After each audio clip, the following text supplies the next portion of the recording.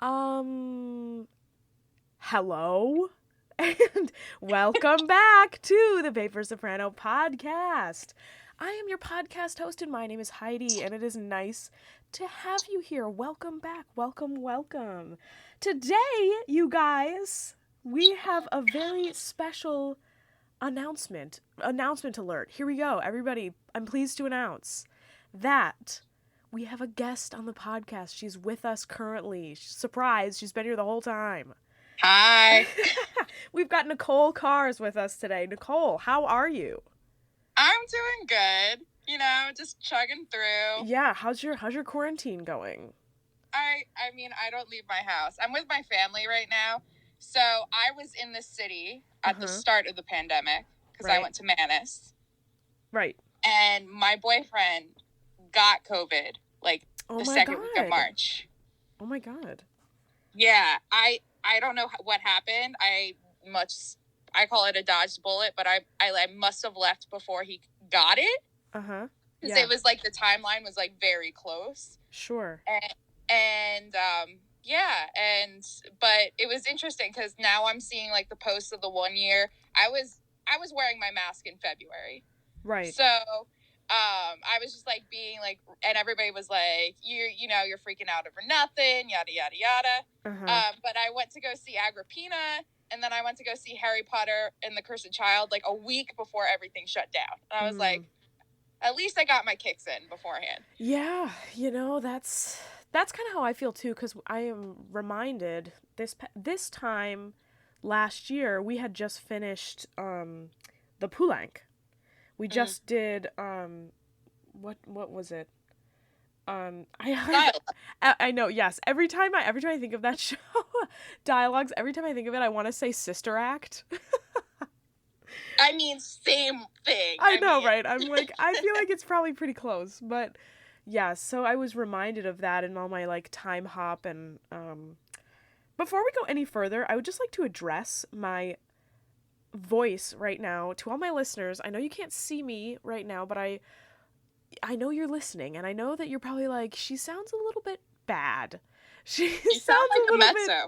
She sounds a little bit husky sounding. She sounds a little bit stuffy, and you would be correct. I don't know what it is. I am convinced that I have had this massive allergy attack for the past couple of days because for some reason I was compelled to get a lavender plant, and I brought it into my apartment, which is very small, mind you, and I woke up in the middle of the night and I, like an idiot, put it in my bedroom window because there's only 2 freaking windows in this apartment.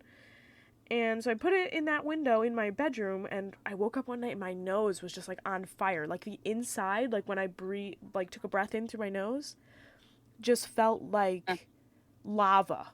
And I was like, oh, this isn't good.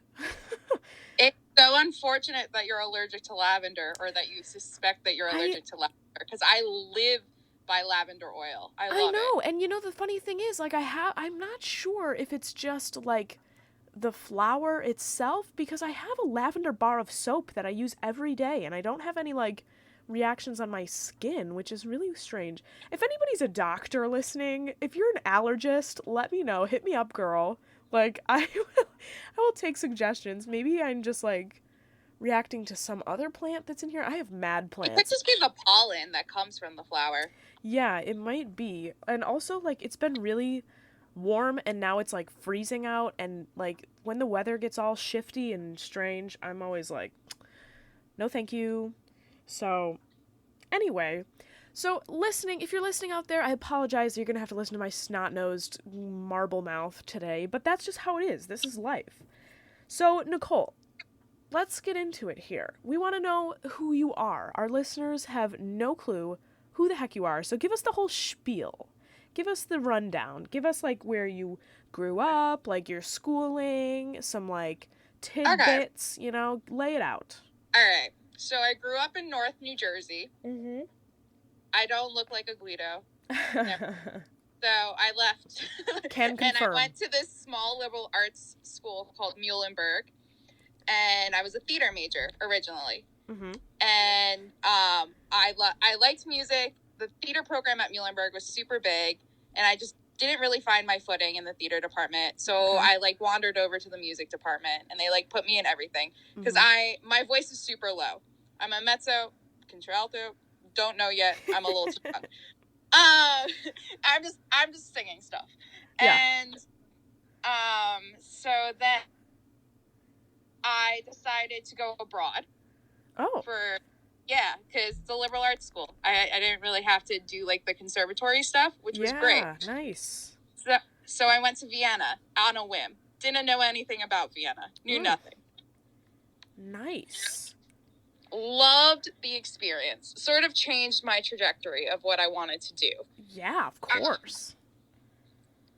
And so then I graduated undergrad, and I did this like really janky young artist program in Florida.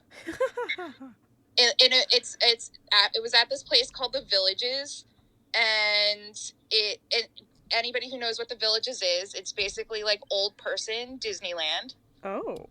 Like huge retirement community, like in sections. Everybody drives around with go-karts, drunk. Okay, yes. I'm actually kind of living for this vibe. I don't know why it's old people Disneyland. It feels like it's 25-year-old Disneyland. Well, no. Huge. Wait, hold on. You're gonna have to say all of that again because we're a little bit breaking up right now. Oh no! Let me just for that one little tidbit. And also, just to preface anybody, if this is the first podcast you're listening to of this, we do not edit this, girl. We do not like change anything or take anything out. This is like the reality of the situation. So just like, you know, you're here with us. You're here with us on this organic chat. Okay? Yeah. If it breaks up, I'll move hopefully someplace else. Okay. But give it to us again. So old people Disneyland, huge retirement community, and then you sing for all the old people, and it was like half musical theater, half opera stuff. Mm-hmm. Then it was a little bit scarring, just being so young in that.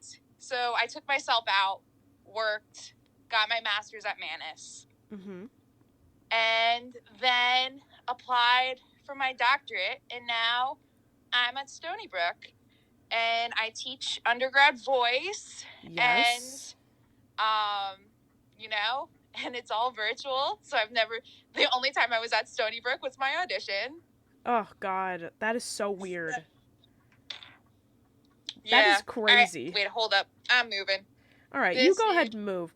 I'm going to comment on the fact that you only have been on, or at the campus and, like, been in the space for the audition, and how far out that concept is to me. Because, like, I think that's crazy, and I think that's so amazing that you have enough, like, trust and just faith in the educational system and like everything that's going on here, and you're just like, yeah, you know, like I have only been to this school once that I attend, but like here I am still doing it. Like I'm out here, I'm doing it. Yeah, you know what, this virtual thing, I know it's a pain in the ass for everyone, but it's sort of been a good vibe for me because I don't respond well to conservatory life, as I learned through Manus. It's just not I just have this sort of voice that people don't understand. Sure. And while I have some great mentors that I love and I still keep in tabs with and still do coachings with and stuff, and in the city, yeah, the whole vibe of the opera department and being there was just like toxic to me. Sure. So yeah, while I learned a lot, sorry, I just like huffed it upstairs. Oh my God, I'm living for this. I do the exact same thing except for literally just walking a straight line in front of me. Yeah, so while I learned a lot, and I learned a lot how to have like sort of my own autonomy, yeah, as an artist from being at Manus and just making the choices even if they didn't make people happy. Like I was cast in other operas and I just said no. Sure. You know, which, you know, students are usually so afraid of because they're like, oh, then you're gonna get like blacklisted by the people and whatever. And I was like, no, is this gonna serve me? Like, I'm in school. Is this gonna Yeah. make me a better artist? Then no, I'm not gonna be here to placate anybody. Sure. Yeah, I mean, that's so tough, and I think that if I have learned anything from the 2 state schools that I have attended, I actually went to Fredonia and now I'm at Stony Brook, and of course both of them are state schools. So if I've learned anything from this dynamic versus, like, I've never personally experienced a conservatory dynamic, but I have, like, a concept of what that could be, Stony Brook is really far from that. I think that in general, the voice program is so unbelievably small compared to a lot of programs that we know and hear about and, like, that we've been in. Like, the voice program at Fredonia was, like, there was, like, 100 singers. And, like, it was crazy. Like, literally insane. And there was so much competition, and even though it was a state school, there was a lot of, a lot of cattiness just in general, because there's just so much competition between the singers, and there's differences between, voice types and availability. There's a million sopranos and blah blah blah. So that's kind of what I experienced in undergrad, but at Stony Brook, it's crazy. Like, you never met Alina, but Alina Tamburini, like, when I came here, I was expecting it to be a little bit, like, conservatory-esque and having, like, to, really pander to the other singers and get on their good sides and, like, be really nice to everybody. Like, Alina and Kat and Morgan and, Natasha and Tom and everybody who's here, like, and David when he was here, like, everyone who I met through Stony Brook was the exception to the rule. And I don't know how that freaking happened, but, like, it's Brenda knows how to pick them. Yeah, it's crazy. Like, everyone has just been, and, like, I would never, ever say this if I didn't mean it. Like, everyone at Stony Brook that I have met has been unbelievably kind and well-meaning. No one who I have interacted with, maybe there's other people, lurking around out there, but the people who I've interacted with have never tried to do anything shady or malicious or, like, a little bit Mean Girls style, like, bop your way to the top kind of deal. You know what I'm saying? And that was never my vibe either. Manus was actually very chill for a conservative, but I think Stony Brook is geared so well because the department literally just takes basically 1, maybe 2 of a voice type. Yeah. Mm-hmm. So, like, when you're there, it's like you really have no one to compare to. And I think that's great especially for, like, sopranos like you. Yeah. Where there's 5,000 of them. I have the rare experience of not really having. It's a rarity when I find someone, like, even in a production or someone that has similarities to me, Sure. So I've always sort of been operating in my own sphere to begin with, but it's refreshing to know that everybody else is as well, in a place, like, so you don't get, like, the secondhand competition pressure. Yeah, and yeah, I totally agree with that. There's a lot of smart picking, as you mentioned before. Like, Brenda knows how to pick them, but, like, also they just all kind of are on the same page about the fact that, like, hey, Stony Brook isn't a huge department for music. We don't have a huge program or, like, tons of funding. So we only have a couple, outs or a couple sources of money for these people who want to come to school here. So they do, like, know that, and I think it's really smart that they do choose only a couple voice types because, there are, I guess, me, Yesul, there's Kat, we have Suyun as well, and,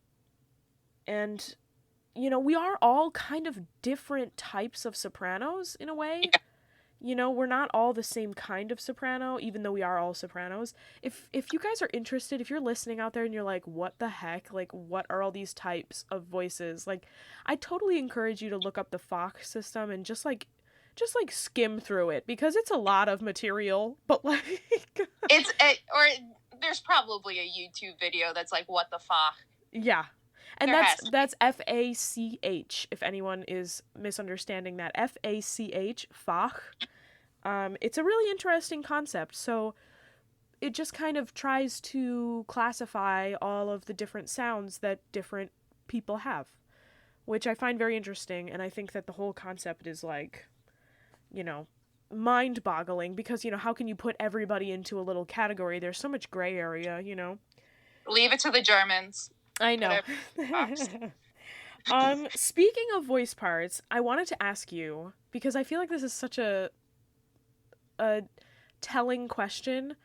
What have been some of your like dream roles? Like if you could put yourself into a role and like even if it's like, you know, I don't know, like a bass role or a baritone role or like you gender bended something or whatever, or you could just like choose to sing this other role, like what would be a dream role for you? Oh man. I'm weird. I love the weird stuff. Yeah. So, for like my type, I can't wait till I sing Azucena and like the big Verity stuff. Sure. Like I can't wait till I grow into that stuff.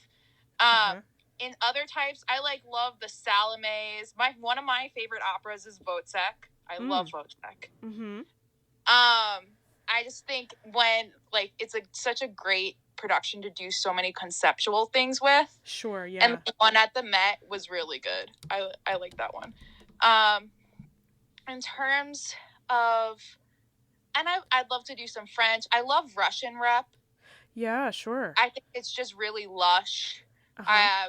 I've been in a couple of Onegins, but I'd really love to do more of that, more Tchaikovsky. Sure, yeah. Yeah. Yeah. I did, what is that guy? Nope, I'm trying to remember. I did it for my recital. Prokofiev. I did a Prokofiev piece, and I love Prokofiev. I think I recently read about him in our I'm saying this as if there's like a team of people who do this podcast with me. We do this segment here on the podcast where we read this book of like minute long sketches of a composer.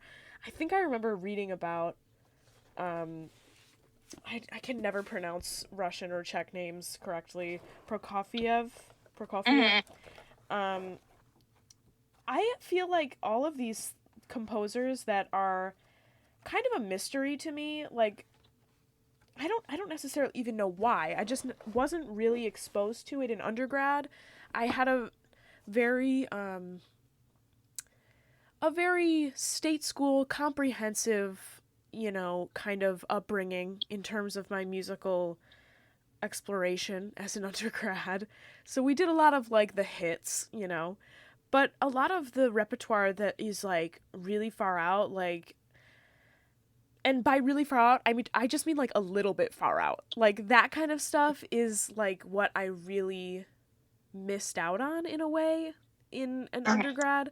Like, we did not... I mean, some people did, but we didn't really require that you sang in Russian or in Czech or whatever. Because, like, you know, people were struggling with, you know, the main four, like, English... French, Italian, and German. And I always wanted to, like, really get into Russian diction and, like, learn, you know, the characters or, you know, the alphabet. I'm such an idiot, literally. Like... it's Cyrillic. So at Manus, it was really lovely that you could either do English, because there was a lot of Asian students that, you know, came from, or people that just want to be better in English, or you could do Russian, and I was like, Russian, please. And so they gave us the basics of Cyrillics and stuff like that to do, like, yeah. That's awesome. I feel like, I can't wait. I know that time will come for me. Like, I'm the kind of person who never is like, oh, dang it, didn't learn that, now I can't ever learn it. Like, you know, I know that time will come, but it's all in due time, you know. Due time. Fun fact, my boyfriend's applying for the doctorate at Stony Brook. Oh, yeah. He literally an encyclopedia, Like, he has a collection of scores that is bigger than most libraries in his studio apartment. Oh my God. Yeah. And I don't know. We'll see. If he gets in, we're planning on moving in together. And I then was we have to just move gonna the say, I'm like, that seems like it's gonna be a total bitch to move. Like, oh no. Wait, no, speaking, that's him. I'm gonna have to decline him for right now. uh-oh. It's okay. He understands. You're a hot commodity. But, yes. But the things you do. And he's so passionate about what he does and has, like, a YouTube channel called The Singer's Toolbox where all he talks about is scores. Yeah, I've looked into that a little bit. He posted it on some, I think it might have been, like, one of the forums that we're all in, you know. Yeah, the Classical Singers Forum. Yes. If you're listening out there and you are a singer of any kind, I feel like these forums that are on Facebook are just the craziest thing that I have ever experienced. Like, sometimes they're super useful, super resourceful, super duper.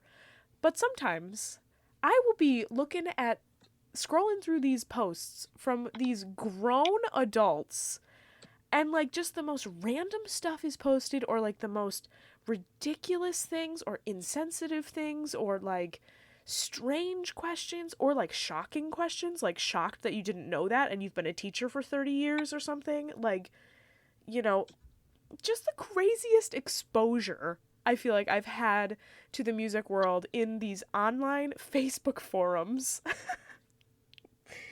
It's just some shit slinging sometimes. That's the really best way that I know how to explain it. Yes, it really truly is. Regardless of that, for some reason that reminded me of this, so you might laugh when I say, let's talk a little bit about our experience that we had together back in the day. Talk about shit slinging. And Buffalo, I don't know how I ended up in Buffalo. I think I got recruited while I was down in Florida to come up to Buffalo because I needed lower voices. Uh-huh.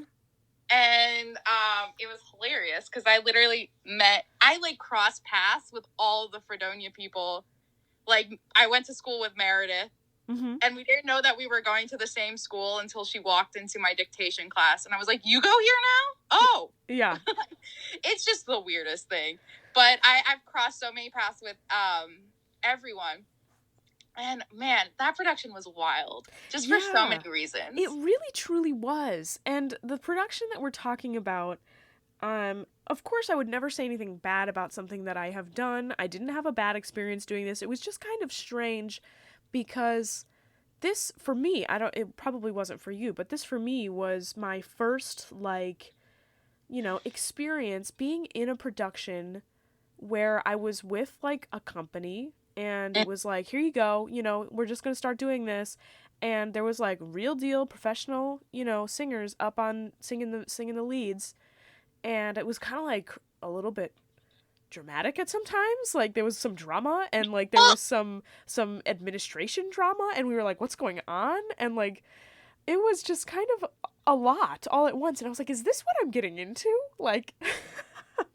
Short answer to that, yes. Yeah. There's always going to be some version of craziness. It was also a new opera. Yes. Which also challenges because when you have the composers and stuff, consulting, just another opinion other than, like, Mozart, who's dead. You can't consult Mozart, right? Right. So that just brings another layer of chaos. And it was, although that stage was the best stage ever. Yeah, I love Shays. You can talk. We did this. So we did this show for all of you listening who are like, "What are you guys talking about?" Oh my god. We did this show called Shot, like SHOT exclamation point, and it was this show basically about the assassination of President William McKinley, and it happened at the Pan American Exposition. And it was all, like, very historic, and it was all very angular sounding and rather contemporary sounding. Like, there were some crunchy things happening, and it was written by, living composer, and I believe was the last name Lehar? I think so. I'm pretty sure because why does it? But that sounds like the Merry Widow. Which is I was just gonna say, I think I remember it being the same as the Merry Widow. Well, that's a great way to associate. You know what? I'm going to. I'm Googling it. Okay, now. You Google it. But basically, so we did this production at a wonderful, beautiful, building in Buffalo, New York, called Shays Performing Arts Center. And oh my God, it's a great building, great stage, wonderful. It's Vehar. Oh, Vehar. Okay, close. So Vehar. But yeah, it was very unique in its entirety, the whole experience. And it was like in the middle of summer, and you know, we rehearsed in these like church areas. We didn't rehearse in the space. We rehearsed in like other places, and we were all in downtown Buffalo, and there was a lot of there was some things that I will not be disclosing on this podcast. You probably know more than I do. I was a complete outsider. Yeah, I definitely do, and I'll catch you up sometime when we're in person and we can have a beverage together. But like, there was a lot going on in that show, but I think for me, I didn't dislike the music. I kind of liked it. Some people were very like, they had their noses up about this production, like in the score, and you know, and I get that, you know, everybody has their own tastes and everybody has their own perceptions of, you know, good music. So I was a little bit confused by that, because I was like, wait, but the composer's literally right over there. Like, hello? Yeah, man, a lot of people have opinions, and there's multi-layers to that, is that the people don't like new music because they're like, it's different. And I'm like, yeah, that's the point. Yeah. And, you know, honestly, I think some of it, and, you know, this isn't everything, I'm not trying to generalize here, but I think sometimes people find it more challenging than, like, playing Mozart or something that's a little bit more following all of the specific counterpoint rules that you studied all through your, like, piano days and all through your, you know, specific Western music history classes and all of these things. So it's surprising, and sometimes when people are hit with a surprise, they get defensive, and they're like, well, it's the music's fault. This sucks. Yeah. And I'm like, well, is it the music's fault? Because I don't know. I think you're just, like, getting acquainted with it, you know? It's new. It's like, how can you pass judgment on something that you have only spent, like, a couple months with? You know? Yeah. No, or just a sitting. Yeah, just watching it, you know? Yes. I think it's a different, when you come in with all these preconceived ideas about what classical music is. Right. And then sit and something doesn't fit that, but you're only sitting there for 3 hours and you don't, you know, actually look at them. This is why I love Vocalists, is because I studied the score before viewing the opera. Mm-hmm. Right. So I knew, like, what Berg was going through, and I knew the compositional techniques that he used at certain places. Sure. Before that, like, having that context. But, you know, going in without context, it's not, you know, it's understandable why people don't like those things. Yeah, it can be tough sometimes for people to have to deal with that, exactly what you're saying, and also to have to wrap their minds around the fact that opera itself is not reserved for the past. Like, yes, like, you can, for sure, you can justify the fact that there are way more operas that exist, that have been already composed, that are currently being composed right now. It's not necessarily completely out of the question, though. You can totally write an opera and it can be brand new. You know, people are like, oh, well, operas have to be, you know, from the 1800s. Like, that's when opera was the best, in the 1900s, and all these times when, like, you know, it's already all been done. And now you're trying to change it up. I'm like, yeah, you know, that's the point. Yeah. That's one of the unique challenges of continuing the art form. Yeah. Right? Right. Continue it how? By revering the past, or moving forward and creating our own lane. Because, look, people probably when Verdi and all those other people, even when Wagner, all these people came on the scene, and there were probably people yelling, "This isn't Mozart." Right. Yeah. Right. No, and I mean, they were definitely yelling that. Like, just in the square in the opera house, "This isn't Mozart." Yeah, or throwing like rotten oranges. I love Britain, but like that, when that evolved too, people, did the same thing. So I think the best way is just to honestly move forward and realize that opera has a 20 to 30 year lag in things that I appreciate. Oh yeah, yes, for sure. Because honestly, even look at shows like, that have been composed in the past 30 years. Like, look at how much we revere, or we like glorify almost. People like love Little Women, Mark Adamo. Like, that show was written in what, 98? Yeah, something in the 90s, I remember. Yeah, and it's so well received. And like, I don't know exactly what the first reviews were. I'm sure it was, somewhat positive. People seem to really, really like this show. But, when something comes out and it's brand new, it's kind of hard to expect people to just jump right on board with it and have like longevity. It's kind of like you either get smacked down when you first start doing something and then people are like, actually, just kidding. Come on back. Or like, you're like, oh my God, this is amazing. And then like 25 years later, no one knows what that is. Yeah.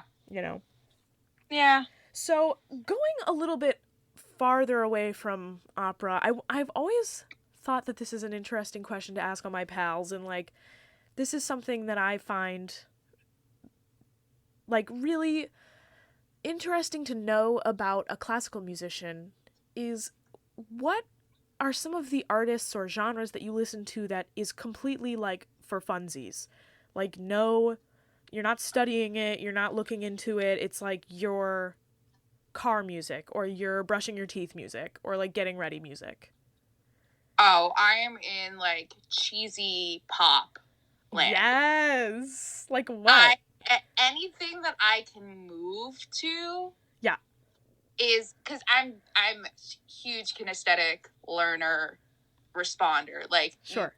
Jeremy can tell you I like freaking dance in my lessons to like get times. And so I like things that can move, and I respond to that. I was listening to Vintage Britney because of I haven't seen the documentary yet, but I've been hearing all this stuff about the documentary. Yes. So I was like, I'm just gonna go listen to that, and I was like blasting it at 1 o'clock in the morning to like try to, because I'm trying to learn this contemporary piece at the same time, and so it was like juxtaposition between like very semi-atonal contemporary work and what you see is what you get from Britney Spears. Right. Oh, that's 2000. Yes, a good juxtaposition, I must say. Yeah, I love me some Britney. I dabble in, I feel like a lot of different things, but I am not ashamed at all to admit that I like some pop music. Like, I think some people are like, ew, you like pop music? Disgusting. Ugh, for plebeians, get away. Like, I'm like, come on. I'm like, I need something to get my brain. I can't listen to angry, serious stuff. That's the stuff that I like in opera. Like, I gotta like switch it up, like some Meghan Trainor. So, Sure. So some Todrick Hall if I'm really like. Oh wow. If I'm like gonna watch Drag Race or something beforehand. I love Todrick Hall. I loved Todrick in Waitress on Broadway a couple years ago. Yeah. You saw him in Waitress? No, I didn't see him, but I've seen like clips of him, and I pretty closely follow Colleen Ballinger, who played Dawn in Waitress, and I also adore Sarah Bareilles. I think that she is a genius, and she is a gift to this frickin' godforsaken earth. So I'm very involved in that, and I know Colleen is good friends with Todrick, so, and he's a crazy dancer. Oh my God. Yeah. Well, I got into Todrick Hall through my friend Nick, who Todrick did like a concept album based on The Wizard of Oz. And this was like years ago, but like it's still a classic. And it's so interesting. Like Nicole Scherzinger from the Pussycat Dolls plays like one of the poppy flowers, and there's like a number with that, and then there's just like all these people, like famous people, come in, and Todrick is playing like the Dorothy character, like throughout the journey. I'm kind of living for this. I'm like writing this down. Like I need to look this up. You definitely. It's sort of like Beyonce concept album, but with like music theater in it. What is it called? Do you know? I'm just gonna write down Todrick Hall, Wizard of Oz, Dorothy. Yeah, let me see. This is why I have my computer on me all the time. I literally have not. Wizard of Oz. Straight Out of Oz. Oh my god, I love it. I love it already, and I don't even know it. It's like the whole thing is like an hour and 15 minutes or something like that. It's a whole visual album.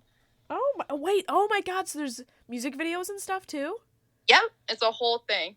Oh my god, I'm so excited. I love stuff like this. Like, you have no idea. Like, I feel like the main thing that I miss, because of COVID and like we can't see each other and we're not hanging out and whatever, one of the main things that I miss is just getting together with a bunch of nerdy musicians and having everybody be like, oh my god, have you guys seen this? Oh my god, have you guys seen this? Have you guys seen this? Have you seen this? Like, and just showing everybody like your favorite video of the week, you know? Yes. I just live for that. I don't know why I do, but I just do. And I feel like I see something pretty much every day that I like send to at least like 10 people who are accepting of all of the craziness that I send everyone. I'm like, you have to hear this. Oh my god, look what she's doing. Like, random people are singing and I'm like, this is incredible. I need to send it to like my entire contact list. Yes, I definitely get that too. And it's so weird because like as musicians, we just come from completely different places. So like if we didn't hang out with each other, we would have never, seen things, Yes. So I always find that to be fun. Although I'm gonna probably be moving to Stony Brook over the summer anyway because of the whole residency thing. I don't know how I'm gonna sort that out, but so I'll be in the area anyway and vaccinated, so we will hang out soon. Yeah, I'm supposed to be getting vaccinated as well. I'm supposed to be getting vaccinated, I think it's March 15th? Good for you. I don't know. Is that the Ides of March? I can never remember. I think the Ides of March is on the 15th. But, that's kind of a little bit of a bad omen, but... No. I'm excited because, honestly, I'm, like, mad, ready... I know we all are, but, like, I am just so ready to get all of this, like, moving here. Like, I want the summer to move on, and I want everything to move on, and I just want Stony Brook to be up and running again in the fall. You know what I'm saying? Like, I mean, everybody's pretty hopeful. I mean, like, we have to hold our breath with the variants and stuff, but yeah, people at Stony Brook are very optimistic for the fall, so I'm down for it. It's actually sort of a blessing since I have a full course load and took extra classes that it's online, or else, because man, the perks of online learning, like taking a 30-minute nap or just listening to a lecture in your bed, I don't know, is clutch this year. Yeah, I almost envy that because for me, I'm the kind of person who I thrive in my office. Like, and I know that sounds like the worst kind of person, like, and I can confirm I am the worst kind of person. But, like, I thrive in settings with other people. Like, when I'm here at my apartment, like, don't get me wrong, I like being home and I like being, chilling and whatever. But most of the time, it is a struggle and a half to get me to switch from home mode to work mode.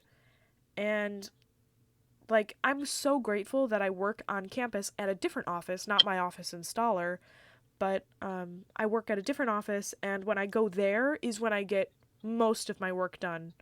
Like, it's kind of a weird switch. Yeah. Like, I have to be in that space physically for me to be in the mental space. I don't know if that has any correlation, but no, it makes complete sense, because I was like that when I was at Manus. I would never practice in my house. I would always go to the practice studio and do it while I was there. Try to do as much work as I can, so when I went home, it was like my de-stress space. That compartmentalization, there we go, words, is important, and it took a long time for me to retrain myself, especially. It literally took me the first semester at Stony Brook, in all honesty. Like, my second half of Manus, I was so lucky. I did my master's recital in November, like a crazy person, which you never do. A lot of people do it in the spring, and I think I was like one of 4 people who actually got to do their recital for voice, right? Wow. At Manus. Uh-huh. And so, I was basically done anyway. I had my doctoral auditions, and I had my recital done. And so even in this crazy situation, I was like coasting, So I didn't really need to like separate it, but especially the first year at Stony Brook, or else you're not going to get anything done. Yeah. I mean, I honestly I feel like I kind of lucked out in a different way, because I did my master's here. So I don't have the same, like, technically we're at the same point right now. Like, we're both first year doctoral students, but I have way less classes because I did the master's here. So, like, I kind of lucked out in that sense. But, like, I'm doing other things that I just wish, like, I'm teaching online, like you are as well, and I know that you can commiserate with this.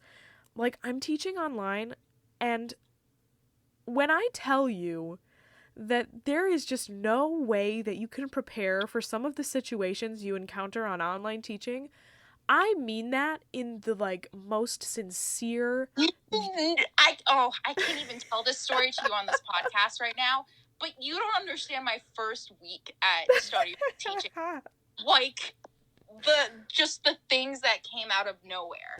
Dude, I literally it wasn't yesterday, it was 2 days ago.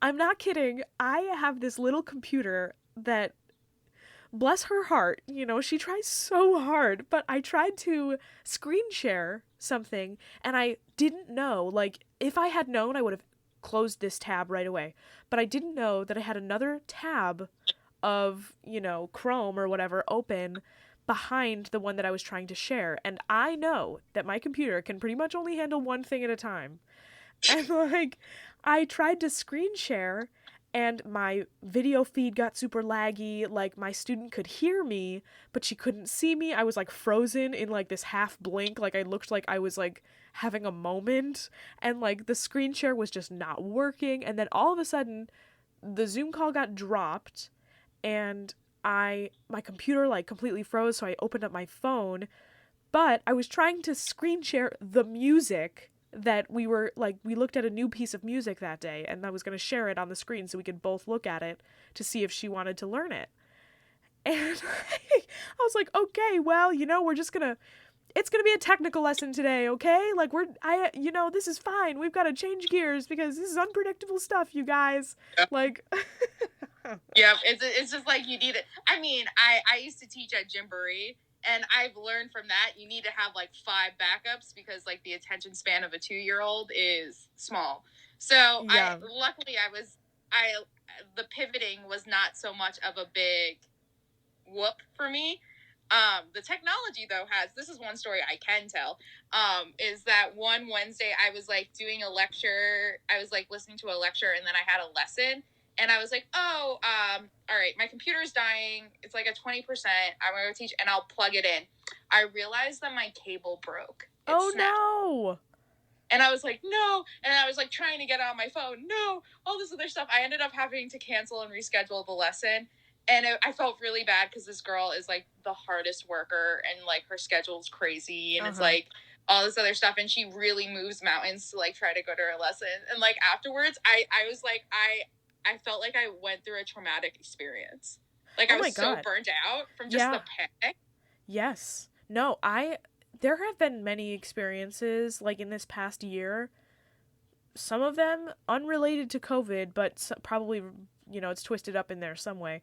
But, like, so many experiences I have had in this past calendar year that I feel are, like, traumatic as hell.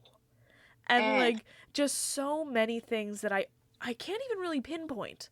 Like, getting kicked out of my apartment at Stony Brook about a year ago right now. It was probably, honestly, I'm, like, looking at the calendar. It might have been, like, it's my anniversary of getting literally evicted of my apartment and them saying, like, okay, 72 hours, you have 72 hours to evacuate your apartment. Go, go, go, get out. You have to leave right now. Like, literally the most panic-stricken I have ever been. Like, I feel like so many people have experienced this kind of trauma, like, insecurity of where you're gonna live, and unfortunately, how you're paying rent. Unfortunately, like, this year has been such a bear for that, and I think Stony Brook, honestly, I think Stony Brook handled it the worst possible way. I think that they were wrong to kick people out of their apartments a year ago. Right now, I think that, people being forced to leave their apartments in, like, 2 days' time is ridiculous and, like, toxic. Yeah, like, no, it's the least compassionate thing that you could do, but it was the smartest thing business-wise. Well, because you didn't know if anybody got this mysterious disease while being on school property, you know that they're gonna get sued the hell out of, you know what I mean? Sure. But then also, they were trying to be like, yo, undergrads, you have to leave, but you also have to, like, continue to pay your semester-long tuition or your semester-long housing costs. And you still have to pay for your meal plan that you're not going to use for the next, like, 2 or 3 months. So, like, those poor undergrads, I felt so badly for them because I don't necessarily even know what happened with all of that, but they also were, like, dangling some things in front of us for a while. They were like, oh, if you fill out this form, then maybe you can stay. If you have the right parameters, if you have the right things, then maybe you can stay. But you have to be really, you have to be either an international student or you have to be from, like, at least 800 miles away or, like, something that, there were all of these crazy things. And I filled out so many forms. I emailed people. I was calling people. The most stressful, frantic stuff I've ever been through in, like, this past year. I can't even tell you, dude.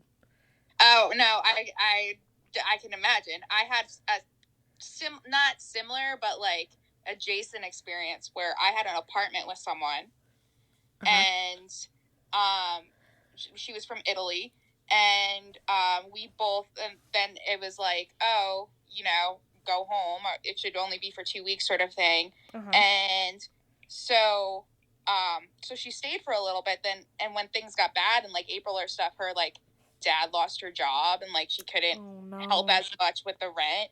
And I was like, oh, all right, how are we gonna figure this out? She went back to Italy. She still paid half of her half. And then I managed to, like, I was, like, frantically looking for subletters. I managed to find one. Wow. So I think the only, like, we came out relatively unscathed. I think we got, like, I used $700 of the security deposit. That was it. They just took it out. Yeah. But honestly, it could have been so much worse. Well, I mean, honestly, yeah, I'm technically living in a sublet right now.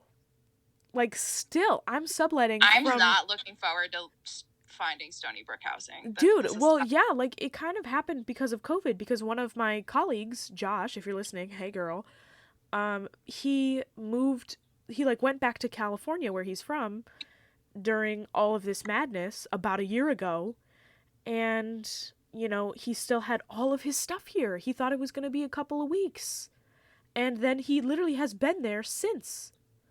Like, it's crazy. So it's like, this whole year has just been filled with some of the most unforgettable, in the worst ways, events of our entire life. I hope that it's all uphill from here. But,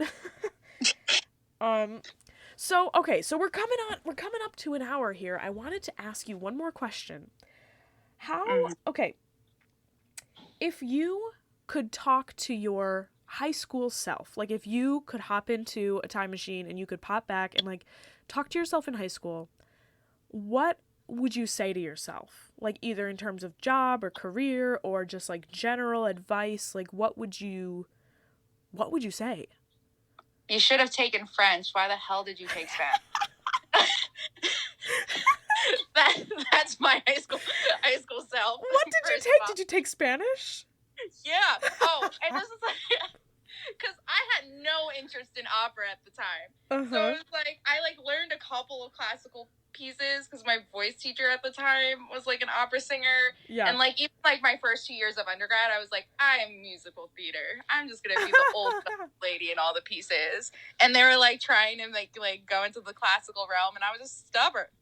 And so but yeah, I took Spanish, and I was pretty good in middle school, so they put me with all the native speakers in Spanish 2 honors and wouldn't allow me to switch out. Oh and so God. I was like drowning for 3 years taking Spanish. I should have never taken Spanish. Oh my God. That's my, in like my practical like opera world sort of sense. I would say it's okay not being the star because it doesn't mean that you don't have talent. Yes. You know, like in high school it's sort of weird because you always think the most talented person gets the lead, and that's not necessarily the case. Right. Yeah.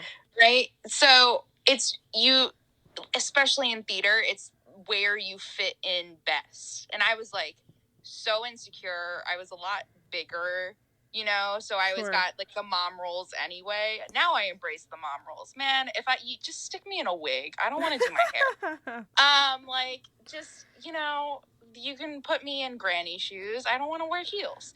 Like, yeah, love that. There's like the practical, very practical nature.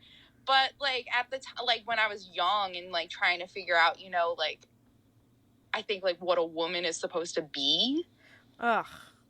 You know, that's when you like you sort of decide like the high, you know. Yeah, and it's so terrible. The theater business on top of it, and I mean, I never fit the mold.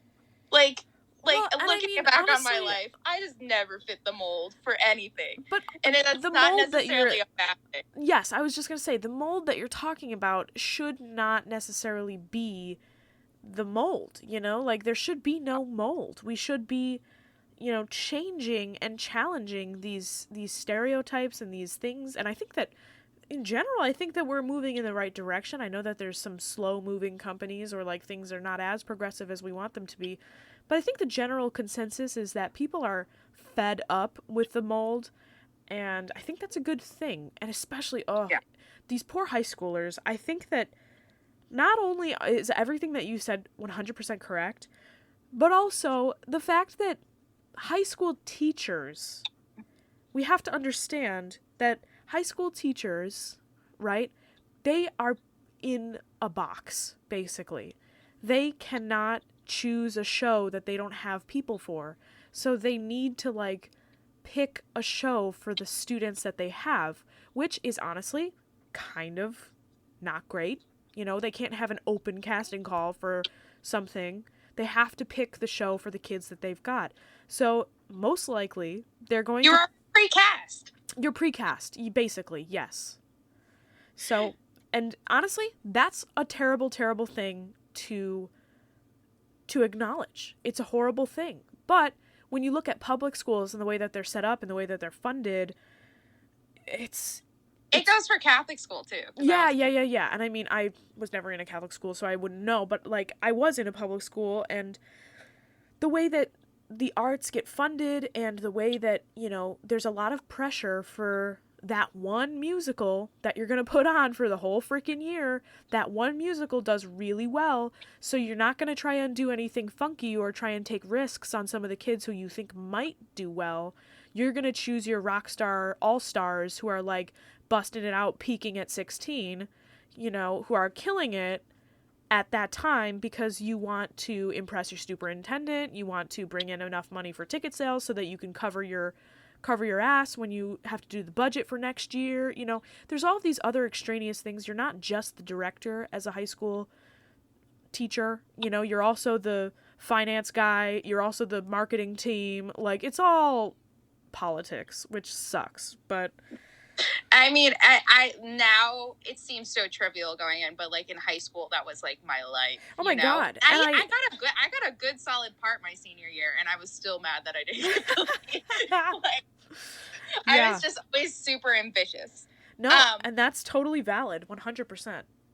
I want to pivot also, and I think this is another important thing that doesn't have to do with theater, but it has to do with like relationships, and it's like it basically is don't force anything.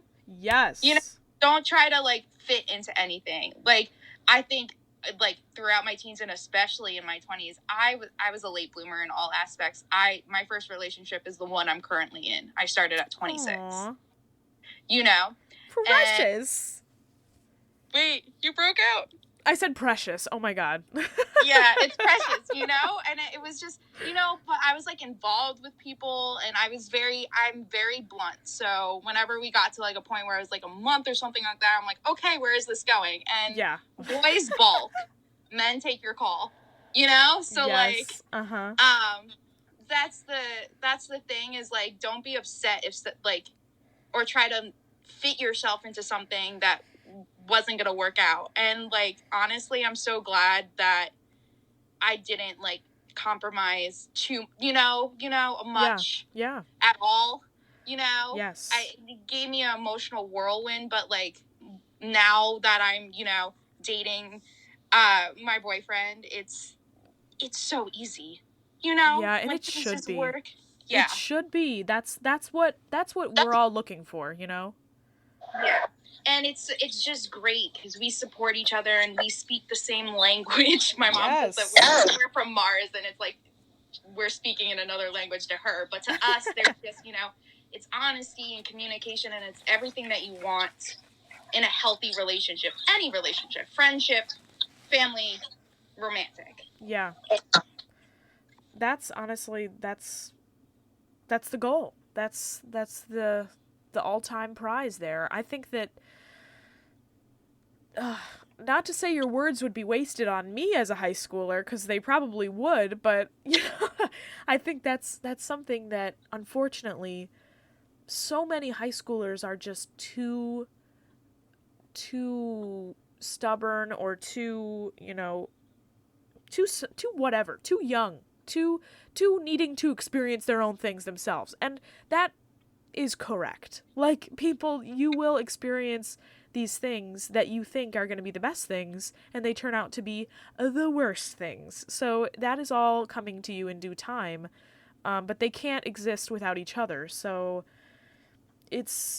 relationships are hard. They just really are. And COVID, I think the high schoolers are going to be fine because the mold has already been broken for them. Yes. There is no, as the man as opera director said, there is no there. There is, you know, there isn't a path, there isn't anything. So I think, and these kids are strong. I think, especially the ones that are young that I teach for the undergrads, they're going to find their way. I know. And they're so progressive. I love Gen Z because I feel like I just love seeing them and like interacting with this younger generation that is so just committed to constantly being like whatever woke means to them or whatever like progressive means to them. They're just so committed to that. It's almost part of their identity, which I think is so fascinating because when I was growing up, when I was like a 12-year-old, I had no freaking clue what like being aware of the world was. Like I was such a rebel. At 8 years old, when the Italian women would go cook in the, you know, clean up after like a family meal or Christmas or something, and the men would go watch football, I was like, what the hell? Yeah. The system's rigged at like 8. Yeah. Yeah, man. I think, you know, I think it's more prevalent with all this like media and technology that people are sort of becoming more woke at a younger age. Yeah. it gives me a lot of hope, honestly. It gives me a lot of hope for the future and a lot of hope for, I hope there's no, like, relapse generation or something. I don't know. But, like, I think that it's a nice thing to look forward to in the future, to know that there are all these people who are just hungry for equality and hungry for fairness and hungry for justice in the world in a way that I think other generations were not hungry for, just because they were complacent with things, or some generations were very split in their hunger, you know? I think there's still going to be a split, in all honesty, but the split is going to be more demographic, Sure. demographic than generational. Yeah, 100%. And yeah, I think all of these things are just part of our future, and I'm hoping that our future doesn't include COVID. Like, it will not. It'll pass. In all, like, I think we want to speed the timeline around, but the flu, we figured out the flu. We'll figure out this. Yeah. And on that note, we're just breaking an hour here, so I'm going to let you go, Nicole. It was so nice to have you on the podcast. If you have any signing off thoughts, any last tidbits of advice for our listeners, now's your chance. Or if you want to, like, plug yourself, or, you can plug your website or your most recent recital or whatever you want to do, you have the floor. I got nothing, but I want to thank you for letting me on. I always listen to these while I'm doing homework, and I enjoy it a lot. Oh my God, my pleasure. I'm always up for a chat. You know me. If you listen to the podcast, you know that I'm ready to chat. Awesome. So thank you so much for being here, and thank you, listeners, for being here. It's been a pleasure chatting with you today, chatting in front of you as a spectacle for your entertainment, or maybe for your homework ADHD background noise, because we all love doing 9 things at once. Love that for me. And if you want to support this podcast, you can go ahead and subscribe. You can like this video. You can comment down below. If you don't feel like doing that, no pressure. Like, never ever. Like, just the fact that you listened is enough for me, and I really appreciate you being here. And I hope you have a wonderful morning, afternoon, evening, or night, whenever you happen to be listening to this podcast. And that's gonna be it, you guys. I'll talk to you tomorrow. Nicole, thanks again for being here. Thank you. Of course. And love you, mean it, you guys. All right, bye.